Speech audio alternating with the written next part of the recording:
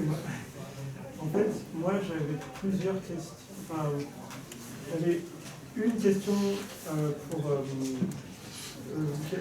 Désolé, j'ai plus tout donné. Qui avait parlé en dernier. Moi, c'est Axel Plius-Brun, oui. Ouais. Désolé. Voilà. Et en fait, j'ai une question pour vous qui est sur. Vous avez parlé de représentation politique pour les animaux.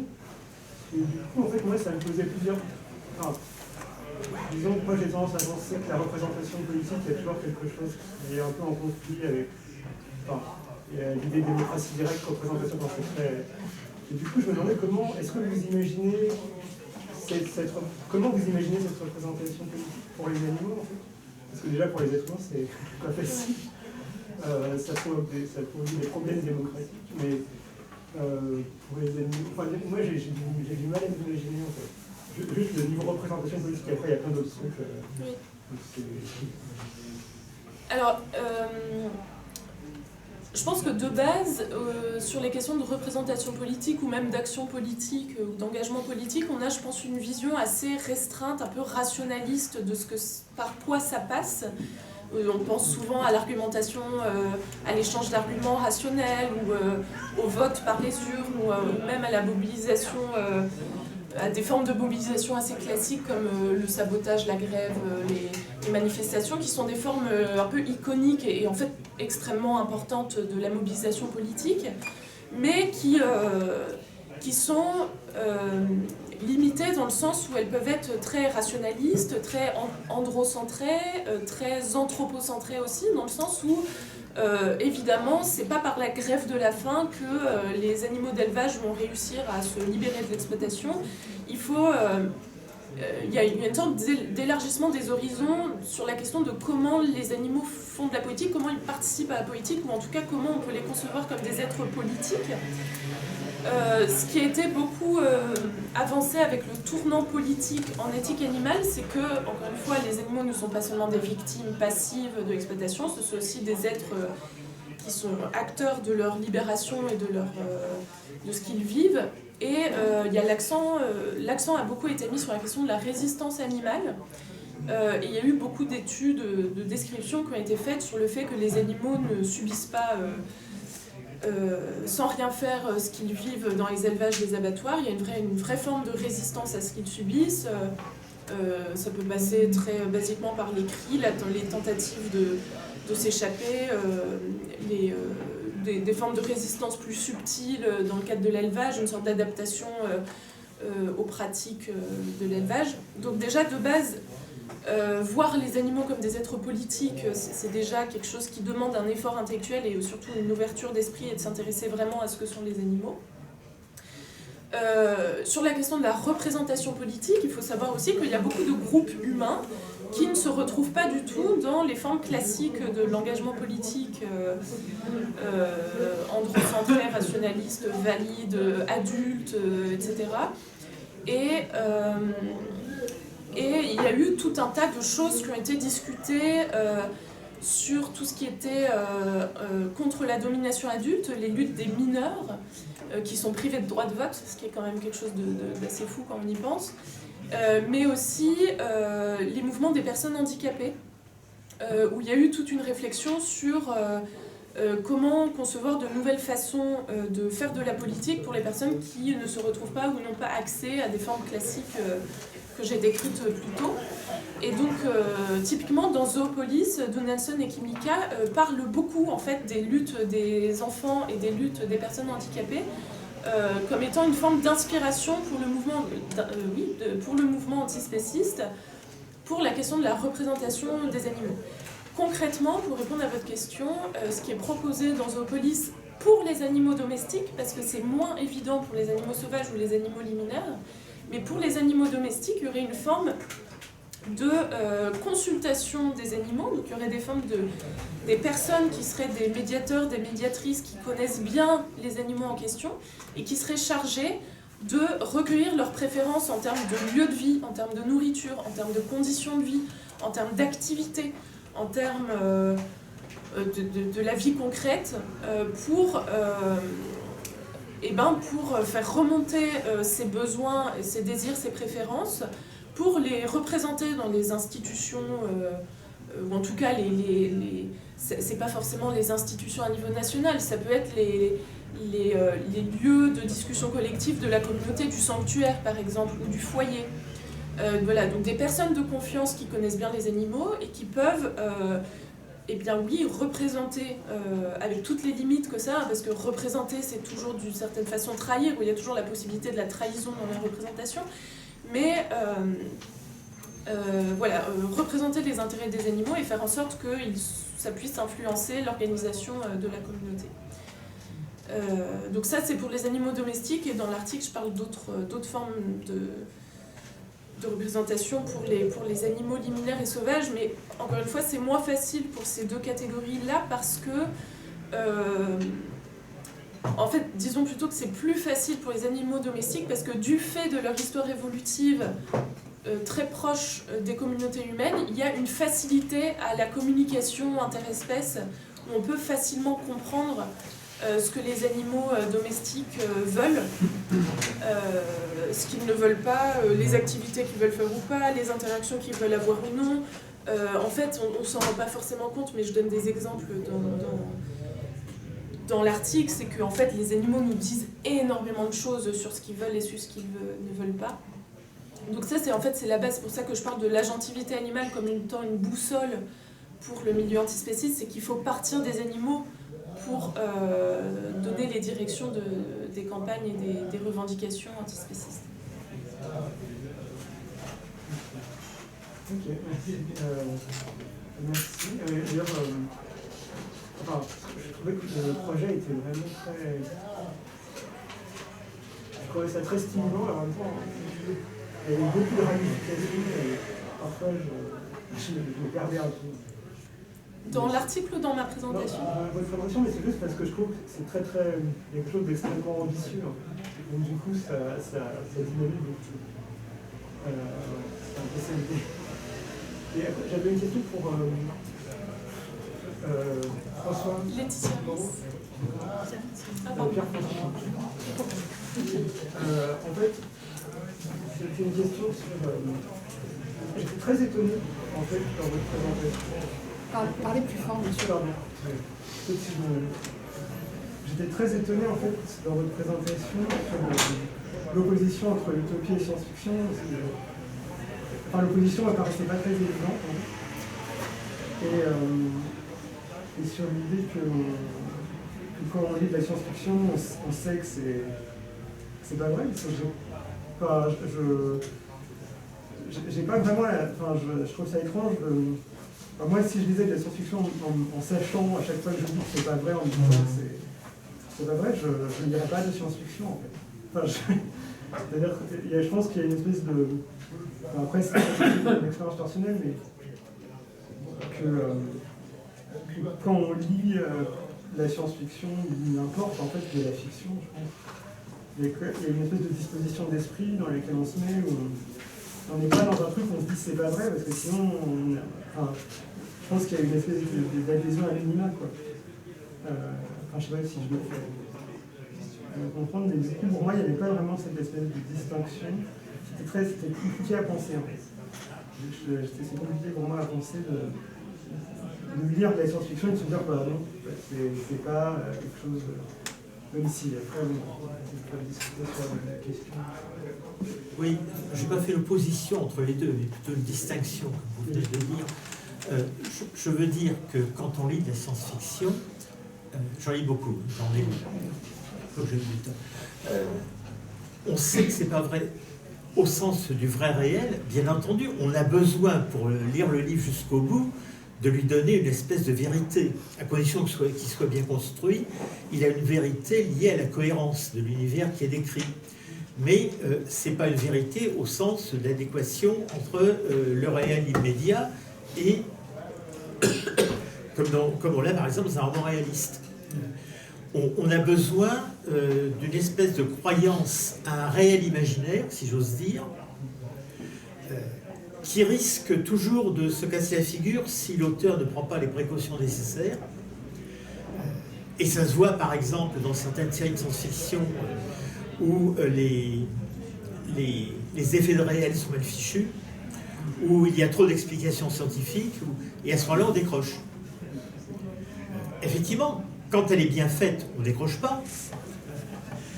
Mais quand on relit maintenant les premiers récits de science-fiction des années 1920, par exemple, on n'arrive pas même à lui donner une vérité fictive, à leur donner une vérité fictive.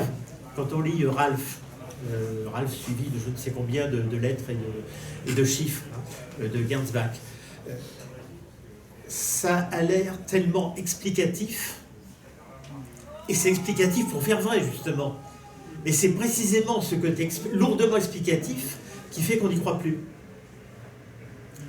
Alors que quand on lit la science-fiction des années 40-50, je ne sais pas, Von Vogt, Asimov et autres, on peut construire une adhésion à un pseudo-réel, à un réel fictif, parce qu'il y a justement pas trop d'usage de la technologie réelle, parce que la technologie imaginée est suffisamment discrète et efficace à la fois pour qu'on marche.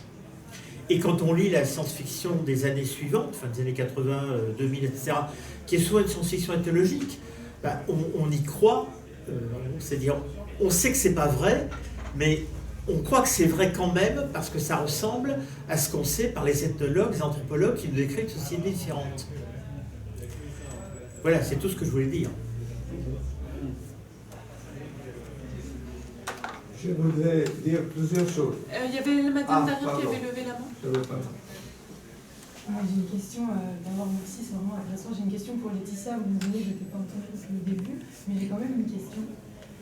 Parce qu'il me semblait que tu terminais en disant que il y a un peu une question qui se pose de comment on fait pour agir politiquement sans utopie, et à un moment où on n'a plus trop d'utopie politique collective.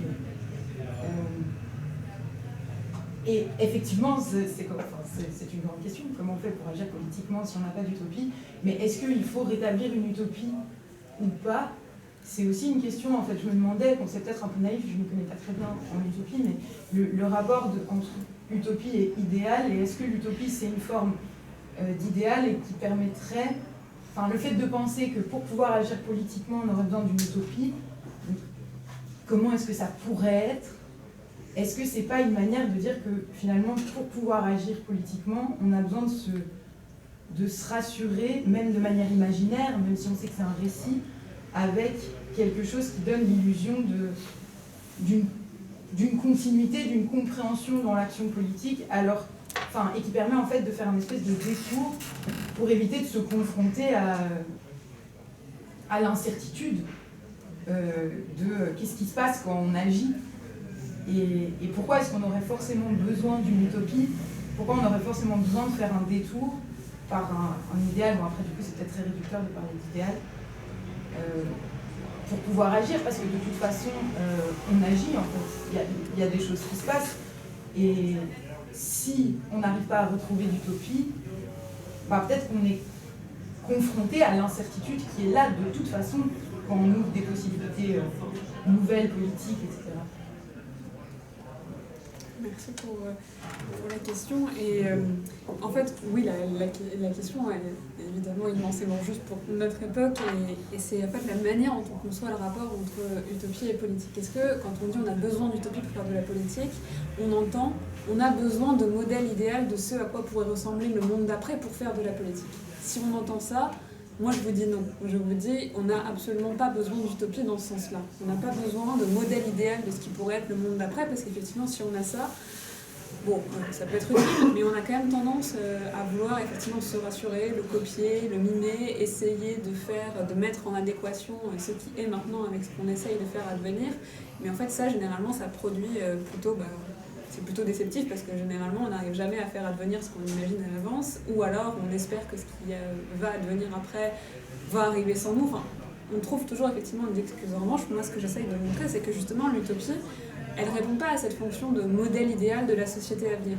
C'est comme ça qu'on a tendance à le penser spontanément, mais en fait, moi ce que j'essaie de montrer, c'est que l'utopie, c'est la condition de possibilité de la politique, au sens où en fait elle est là, non pas pour nous donner l'horizon et nous montrer quoi faire et nous rassurer en nous disant voilà à quoi ça pourrait ressembler, mais elle est là pour dire autre chose est possible. Et en fait le rôle de l'utopie, c'est pas de nous donner des modèles, mais c'est juste de creuser cet écart entre le monde tel qu'il est et le monde tel qu'il pourrait être. Et si vous voulez, une manière d'illustrer ça, c'est quand on repense au récit de Thomas More, on a parfois tendance à croire que ce qui compte, c'est l'île d'utopie, telle que Thomas More nous l'a décrit dans toute son ingénierie. Et effectivement, elle peut nous être utile pour réfléchir à ce qui est améliorable. Mais en fait, ce qui compte, en réalité, c'est le voyage. Cette espèce de non-lieu, justement, que fabrique l'utopie, cet écart entre le réel, Thomas More et l'île qu'il imagine. Et nous, ce qu'on doit s'approprier, c'est ce voyage-là. Non pas pour que, vous voyez, l'île devienne le territoire ou la réalité, je ne sais pas comment on veut l'appeler, mais pour qu'en fait on politise cet écart et on se saisisse de ça. Et donc, si on n'entend pas, avons-nous besoin d'utopie pour faire de la politique, avons-nous besoin d'un écart qui nous dit qu'autre chose est possible pour faire de la politique, alors là j'ai envie de dire oui.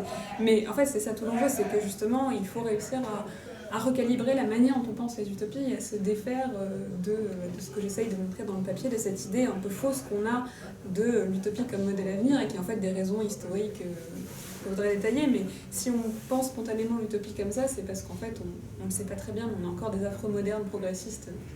Si vous êtes curieux, vous pourrez lire le papier. Mais en réalité, ce qui compte, c'est vraiment cet écart dans le présent et juste ce lieu du possible. Au fond, c'est pas grand-chose, je vous l'accorde, mais comme je vous le disais, si on n'a pas d'idée que quelque chose est possible, on fait rien en fait. Et c'est la phrase d'Ernst Bloch, je suis, nous sommes, il ne faut pas davantage, à nous de commencer. Une question pour toi, Laetitia. Par rapport à ce que tu as dit, on est encore dans une dimension progressiste. Est-ce qu'on peut l'associer au productivisme?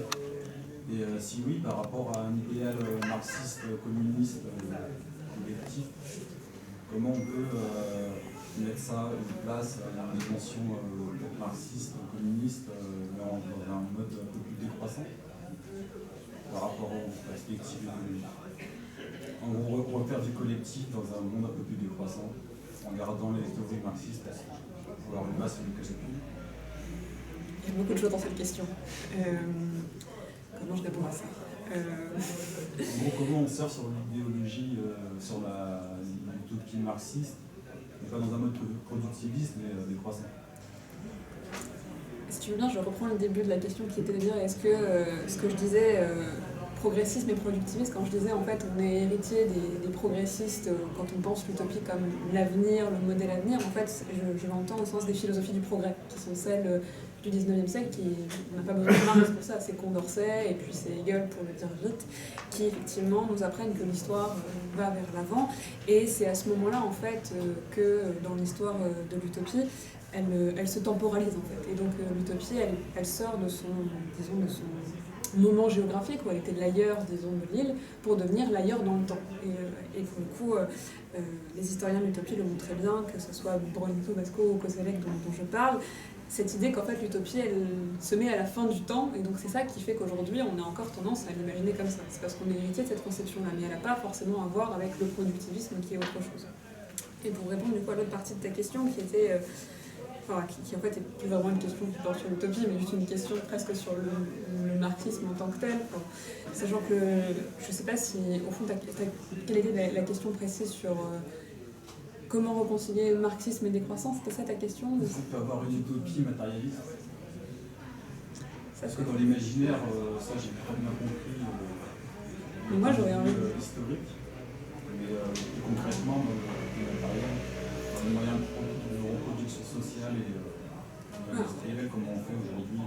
Aujourd'hui, il y a tout un programme de recherche qui est lié à ce qu'on appelle le marxisme sociologique, qui a lieu plutôt aux États-Unis, sur ce qu'ils appellent les utopies réelles. Et donc, ce serait une possibilité, en fait, qui notamment aujourd'hui, c'est Eric Olin Wright qui a écrit ce livre qui s'appelle Utopie réelle, et qui, lui, justement, vient du marxisme et essaye de repenser Eric Olin Wright.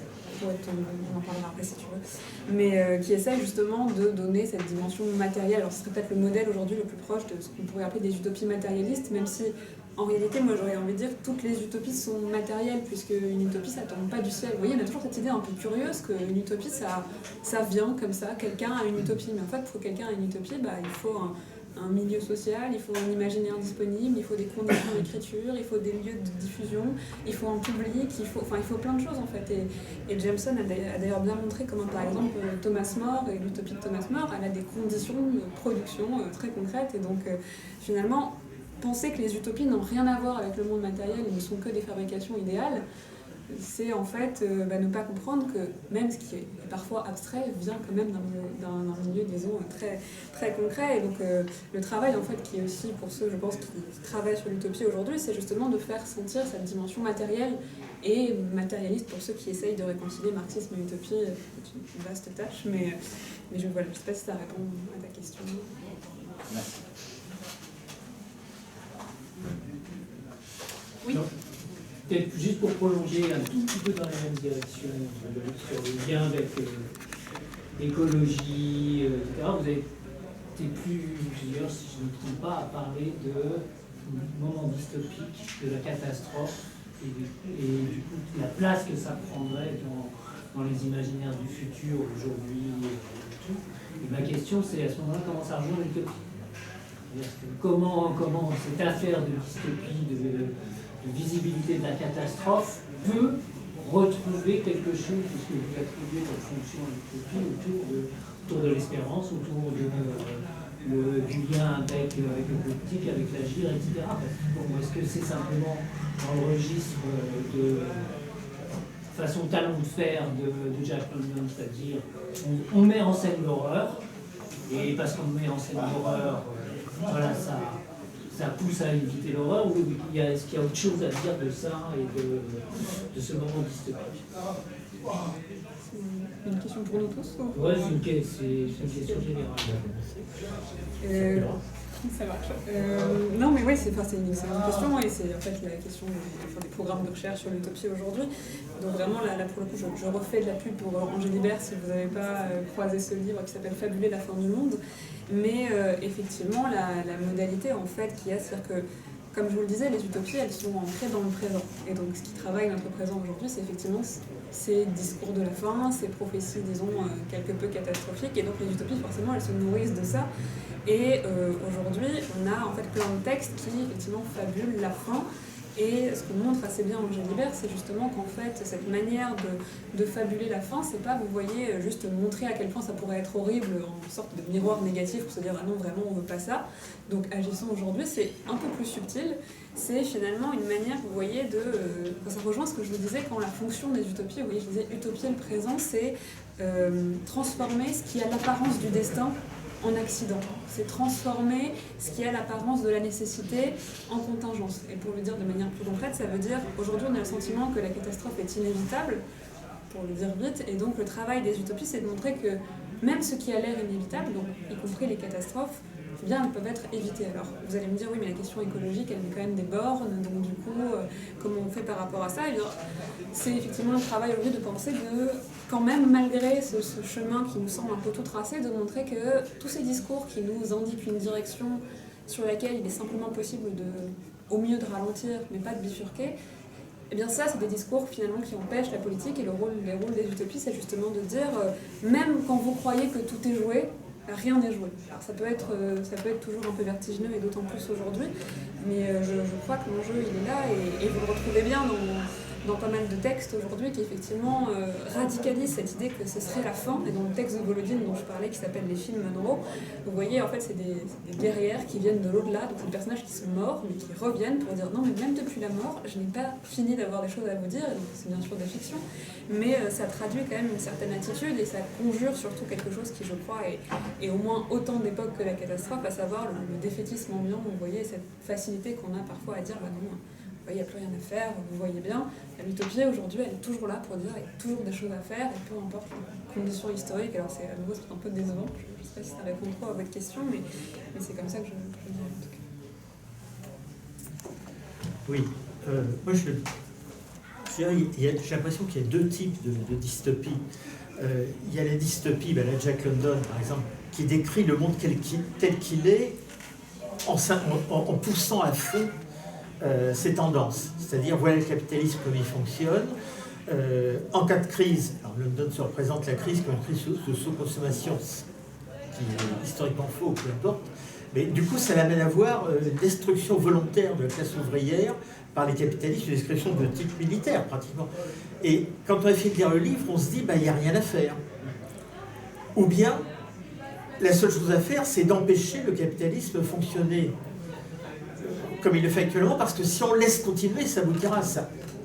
Donc, en ce sens, cette dystopie-là, c'est une dystopie fondée sur le présent qui, si elle n'aime pas la résignation totale, amène à se révolter contre lui. Et puis, d'un autre côté, vous avez d'autres types de dystopies qui, au contraire, s'en prennent non pas au présent, mais aux tendances ou aux critiques du présent. Et vous avez Orwell, vous avez Ferme des animaux, etc., qui disent si vous essayez de changer le monde, voilà quoi vous aboutirez.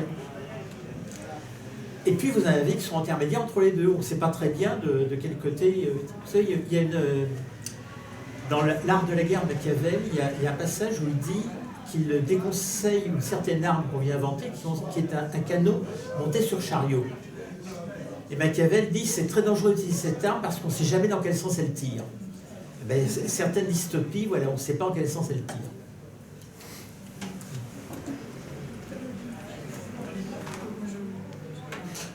Est-ce que tout le monde sait? Oui, mais si on n'a pas forcément autre chose. Il nous reste un peu de temps. Il y a une question là.